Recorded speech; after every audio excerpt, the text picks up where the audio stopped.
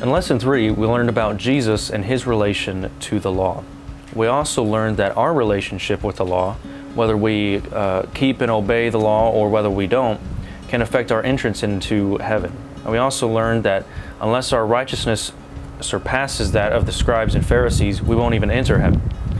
In this lesson, we're going to look at some specific laws that Jesus talked about, really to show just how difficult it would be for any of us to try and work our way into heaven by obeying the Old Testament law. We're going to begin in chapter 5 of Matthew, verse 21. You have heard that the ancients were told, "You shall not commit murder, and whoever commits murder shall be liable to the court. But I say to you that everyone who is angry with his brother shall be guilty before the court. And whoever says to his brother, 'You good for nothing,' shall be guilty before the Supreme Court. And whoever says, 'You fool,' shall be guilty enough to go into the fiery hell.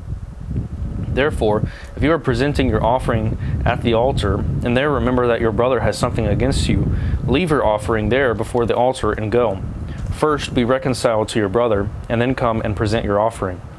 Make friends quickly with your opponent at law, or you are with him on the way, so that your opponent may not hand you over to the judge, and the judge to the officer, and you be thrown into prison. Truly I say to you, you will not come out of there until you have paid the last cent. You have also heard that it is said that you shall not commit adultery. But I say to you that everyone who looks at a woman with lust for her has already committed adultery with her in his heart. If your right eye makes you stumble, tear it out and throw it from you. For it is better for you to lose one of the parts of your body than for your whole body to be thrown into hell. If your right hand makes you stumble, cut it off and throw it from you. For it is better for you to lose one of the parts of your body than for your whole body to go into hell. It was said, whoever sends his wife away, let him give her a certificate of divorce. But I say to you that everyone who divorces his wife, except for the reason of unchastity, makes her commit adultery. And whoever marries a divorced woman commits adultery. Again, you have heard that the ancients were told, "You shall not make false vows, but shall fulfill your vows to the Lord." But I say to you, make no oath at all, either by heaven, for it is the throne of God, or by earth, for it is the footstool of his feet, or by Jerusalem, for it is the city of the great king. Nor shall you make an oath by your head, for you cannot make one hair white or black. But let your statement be yes, yes, or no, no. Anything beyond these is of evil. That's a pretty lengthy passage, but we're going to break it down piece by piece. So let's start again in verse 21. You have heard that the ancients were told, "You shall not commit murder, and whoever commits murder it shall be liable to the court." There's a type of formula that keeps appearing for the rest of chapter 5, where Jesus says, "You have heard it said, something, something, but I say to you," and then Jesus continues to speak about the law. And what Jesus is basically doing is whenever he says, "You have heard it said," he is referring to his original audience. He's referring them to what they had heard the scribes and Pharisees and other religious leaders of the day talk about the law. So oftentimes the Pharisees and scribes had added to the Old Testament law, which they were not supposed to. And in many ways they interpreted it in a way that really wasn't supposed to happen. So in verse 21, whenever the Pharisees and scribes had said, "You shall not commit murder," they were true in that. However, they were maybe not quite as correct whenever they said, "Whoever commits murder shall be liable to the court." Basically, the scribes and Pharisees of this time taught that if someone commits murder, they should not have done that in the first place, but also they're liable to the court. And these religious leaders basically taught that if you commit murder, you have to be punished in this way. You have to receive judgment, you have to go to the court. And Jesus actually takes it sort of a step further. In verse 22, he says, "I say to you that everyone who is angry with his brother shall be guilty before the court." So Jesus takes it even further. It's not just that if someone actually commits the act of murder, then they're guilty before the court. Jesus says that if you're even angry with your brother, you're guilty before the court. He says, "Whoever says to his brother, 'You good for nothing,' shall be guilty before the Supreme Court. And whoever says, 'You fool,' shall be guilty enough to go into the fiery hell." So this is some very severe punishment for what we would usually not consider very severe offenses. So Jesus is saying if you are simply angry with your brother, this is on our handout, There are three ways that you can mistreat your brother. The first one is simply to be angry towards him. This is having some sort of inner negative feelings or hatred towards a fellow brother. Jesus says if you have that against somebody, it's as if you've murdered that person. You should be punished just as much as if you had actually killed him. Jesus also says that basically if you call them you good for nothing, or in short, if you insult them, if you attack their intelligence, if you attack them, then that's also as bad as if you had actually committed murder. Jesus even says that if you call them a fool, and in this context, Jesus is not saying, he's not referring to the word fool the way we would usually understand it. In his context, it's a much more stronger sense with that word. It's really attacking someone's character. It's a very serious way to offend somebody. And Jesus says that if you do that, then you're guilty of the fiery hell. So that's a very serious consequence of just calling someone a bad name, or though it's a very serious bad name, whenever you do that, Jesus says that's just as bad as if you had committed murder. What we're seeing here as we begin this lesson is that we often look at some of the laws and we think, oh, I haven't actually broken that, I haven't murdered anybody, so I'm okay. But Jesus is saying that to actually obey that law, that you shall not murder, goes not just into the actual actions that you do, but also your internal desires, your internal thoughts, and also the words that you speak to others. If you desire something like to murder somebody, but you don't actually do it, well, in God's eyes, you already have murdered them. So if we'll continue, Jesus actually gives two examples of situations that his listeners might have found themselves in whenever they had sinned against a brother, maybe called him a fool, or they had been angry towards them in these ways.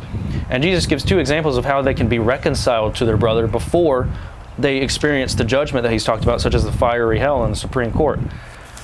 He basically says starting in verse 23, he says, "Therefore, if you are presenting your offering at the altar, and there remember that your brother has something against you, leave your offering there before the altar and go. First be reconciled to your brother, and then come and present your offering." So Jesus is saying three things right here that he's actually commanding his listeners to do. And if you remember from our last lesson, we talked about the three different types of law of the Old Testament: the civil, ceremonial, and moral laws. Well, the way that the Israelites would worship was usually through sacrifices that they would make at the temple in Jerusalem. Now, Jesus is teaching this in Galilee, as we know from chapter 4. Now, Galilee to Jerusalem is about 80 miles away. And we also know that they didn't have cars or wagons or anything during this time. They had to walk to where they were going. So Jesus is saying to these Galileans that if they were in Jerusalem about to offer something to God in worship, if they remember in that moment that they have sinned against a brother, or a brother has sinned against them, they need to leave the gift at the altar, walk the 80 miles back home to Galilee, be reconciled to the brother, and then they can go back and offer the gift. Jesus is commanding them to leave the gift, be reconciled to the brother, and go back and offer it. Now, if you think about it, that's going out of your way to be reconciled to your brother, walking 80 miles before you offer this act of worship to God. But that's how serious God takes this command not to murder somebody, not to have anger towards your brother, not to call him a fool. Jesus gives another example in verse 25. He says, "Make friends quickly with your opponent at law while you are with him on the way, so that your opponent may not hand you over to the judge, and the judge to the officer, and you be thrown into prison." If I were to summarize that one verse, I'd basically say that we should strive to reconcile conflict as quickly as possible. So in this situation, two people in a legal situation are going to court. They're about to go against each other. And Jesus says, if you're in this situation, you need to try to reconcile yourself to this opponent as quickly as you can. Because if you don't, then eventually you're going to be thrown into jail and you won't get out until you pay the last cent. I want you to think about lesson 2, when we talked about the blessed statements. One of those was, "Blessed are the peacemakers." I really think about this whenever I look at this verse. Make friends quickly with your opponent at law while you're with him on the way. Basically, Jesus is saying you should be eager to be a peacemaker when you find yourself in one of these situations of conflict with a brother or a friend or just any sort of person. You should be eager to be a peacemaker because that's what God does. And ultimately, We know that Jesus has been the ultimate peacemaker. He's never experienced this type of anger towards anybody. He never wished to murder somebody. He never called his brother a fool or anything like that. Jesus never did any of these things. Now, if we'll continue, starting in verse 27, you have heard that it was said, you shall not commit adultery. Once again, the scribes and Pharisees taught this from the law, that you shall not commit adultery, and they were right. That is what the law says. But Jesus takes it a step further once again. In verse 28, he says, but I say to you that everyone who looks at a woman with lust for her has already committed adultery with her in his heart. So once again, Jesus is taking a law that we often think of externally or through actions. You know, I've never actually committed adultery physically in a literal sense, but if you've actually had those internal desires of lust towards somebody, then in God's eyes, it's as if you already committed adultery with a woman. So once again, we see that Jesus is taking a commandment. He's not twisting it, he's not changing it, but he's showing what it actually looks like for, in God's eyes, for that commandment to be fulfilled, to never even lust after somebody. And Jesus actually uses some very graphic language to describe just the necessity of guarding against lust in our lives. He says, if your right eye makes you stumble, tear it out and throw it from you. For it is better for you to lose one of the parts of your body than for your whole body to be thrown into hell. Jesus is not literally telling you to cut out your eye or gouge it out, or in the next verse, to cut off your hand. He's using figures of speech. And basically what he's saying is that, you know, you should gouge out your eye that sins and toss it from you. You should cut off your hand and throw it away whenever you sin with it. He's not literally wanting us to do that, but instead he's showing the drastic steps we should take to guard against these types of sin. You know, if I lust after something, or if I sin with my eye or with my hand, and I don't do anything to prevent that from happening in the future, well then eventually, if I never repent of that sin and I die, I'm going to be thrown into the fiery furnace. I'm going to be punished for that sin if I never repent of it. Jesus is saying, repent of your sin while you can. Take those steps that you need to guard against lust, to guard against these feelings that you shouldn't be having towards somebody, that are inappropriate and that God hates, that God does not like. Do what you have to get rid of those and to guard yourself against those, or you will be punished. Continuing in verse 31, the Pharisees and scribes had said that whoever sends his wife away, let him give her a certificate of divorce. Now Moses in the Old Testament did permit the Israelites to divorce their wife at times, but he didn't do this willingly necessarily. He didn't want them to do this. And the scribes and Pharisees, the way they taught this command was not necessarily that if a certain situation happens that Moses had said makes divorce permissible, then you can divorce your wife if you think you need to. The scribes and Pharisees had basically said, if you do some research on the scribes and Pharisees, they basically taught that if you even think about divorcing your wife, you're obligated to go ahead and do that, and you have to give them a certificate of divorce. They treated divorce very loosely, and we know from the book of Malachi that God hates divorce. Now, I hope that you're feeling the weight of these commands as we're going through this. You know, do not murder, do not commit adultery, don't divorce. You know, it's very possible that that your parents have been divorced before, and if they did not do that for the reason of unchastity, that is sexual immorality, or maybe through abuse, or because one of your parents was a believer and the other one wasn't a believer, and because of that they got divorced. You know, if it wasn't for any of those reasons, according to Jesus, that was a sin. But I want you to remember that Jesus is not going through this sermon for the point of teaching morality for morality's sake. He's trying to show you that everybody has sinned. So if you know somebody, or if your parents have been divorced before, all that shows is that they're a sinner just like you and I. So we shouldn't look at anybody that's committed any of these sins and think I'm better than them or think differently about them because of it, but we should recognize that all of us have sinned. The only one that has not done any of these things is Jesus himself. We have to remember that. So once again, I say to you that everyone who divorces his wife makes her commit adultery. Whoever marries a divorced woman commits adultery himself. except for in the cases of unchastity or sexual immorality, and whenever an unbelieving spouse divorces a believer. And we know that from Paul in 1 Corinthians chapter 7. And the last command that Jesus addresses is in verse 33. He says, "Again you have heard that the ancients were told, 'You shall not make false vows, but shall fulfill your vows to the Lord.'" Now the scribes and Pharisees had taught the Israelites this, or taught their people this, and they were right. The Old Testament does say you shall not make false vows, and you should keep your vows that you make to the Lord.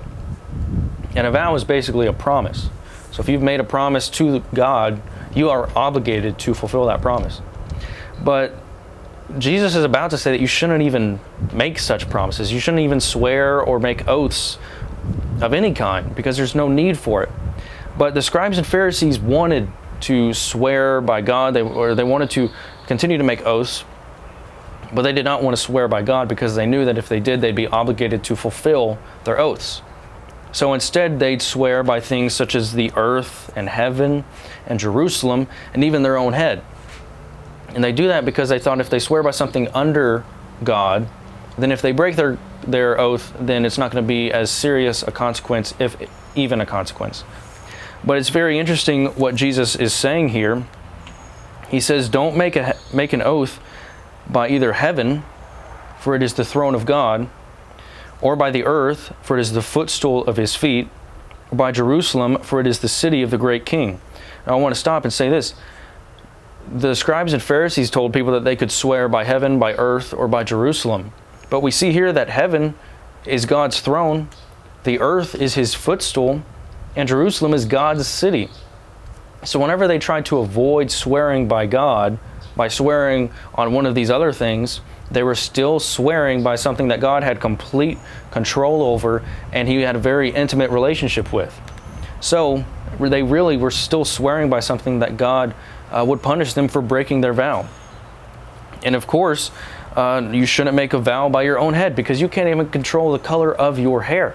So if you can't even control the color of your hair or the number of hairs on your head, then why in the world would you think you should swear by your own head? You don't even know when you're going to die, how long you'll live. You don't know what's going to happen tomorrow. So Jesus responds to that by saying, simply let your yes be yes and your no be no. To put it this way, he's just advocating simple honesty. Don't make hasty vows or oaths or promises. Just simply say what you need to say. Just say yes or just say no. Now, in all of this, I hope you've realized that, these commands, we may look at them, don't commit adultery, don't murder, oh, I haven't done that, or don't divorce, I'm not even married, I can't do that. Or don't make hasty vows, okay, I haven't done that, or I don't even swear. Well, in all of this, we find that we still are guilty. I don't think any of us likely have murdered somebody, but many of us have probably shown anger or hatred towards somebody. Well, in God's eyes, that's as if you already murdered somebody. Most of us probably haven't committed adultery, but most of us have also probably looked at somebody with lust. In God's eyes, it is as if we did commit adultery. And perhaps you're not married, but someone else was married and they got divorced. Well, they sinned too. And perhaps you swear by God. Well, you need to repent of that. You don't need to do that because it's a sin. And all of this, we realize that sin is a big deal. And it's often very serious in God's eyes whenever it's not very serious in man's eyes. Once again, the only person that has fulfilled all of these commands perfectly is Jesus himself. He said he came to fulfill the law. That's what we looked at in the last lesson. And in this lesson, we see just how difficult, if not impossible, it is for us to fulfill the law ourselves. We need Jesus to fulfill the law in our place, because by ourselves, we would have never been able to obey all of these commands and attain a righteousness that is worthy of entering into heaven. So, as we conclude, I want you to think about this. Are you guilty of any of these sins? I know I am, and I would guess that some of you probably are too. So what are you going to do about that? Are you going to repent of that sin? Are you going to trust in Jesus' righteousness instead of your own? Or are you going to continue to rebel against God and say, I don't need you, I can make my own way to heaven? Because that's not going to work. So I want you to think about that as we conclude, and I'll see you in the next lesson.